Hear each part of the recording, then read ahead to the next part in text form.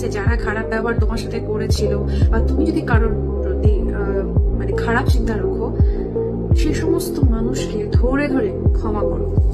যত বেশি ক্ষমা করবে তত বেশি গিল্ট এনার্জি, এই গিল্ট কি করে, এই গিল্ট এনার্জি কিন্তু আমাদের সব থেকে যে লোয়ার চক্র মূলাধার সেখানটায় থাকে।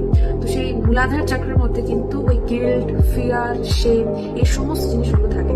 তো যত বেশি তোমার ভেতর থেকে গিল্ট রিলিজ হবে তত তোমার ফিয়ার রিলিজ হবে এবং মূলাধার চক্র তত পরিষ্কার হবে এবং তুমি নিজে ফিল করবে একটা টাইমে যখন সাধনা করবে চক্রটার মানে যে স্পিন করছে, ঘুরছে, ব্লাড সার্কুলেশন হচ্ছে, সেটা বুঝতে পারবে। আর আমাদের কুণ্ডলিনী কিন্তু দুটো এনার্জি দিয়ে চলে, একটা হচ্ছে ব্লাড সার্কুলেশন, একটা হচ্ছে সেক্সুয়াল এনার্জি। তো সাধনার টেকনিকের মধ্যে প্রথমে কিন্তু এই ক্ষমা চাওয়ার ব্যাপারটা বলা হয় এবং ভালো করে ক্ষমা করে দাও সবাইকে, ক্ষমা চাও, পারলে কল করে ক্ষমা চাও, দেখা করে ক্ষমা চাও, যেই করে হোক ক্ষমা চাও।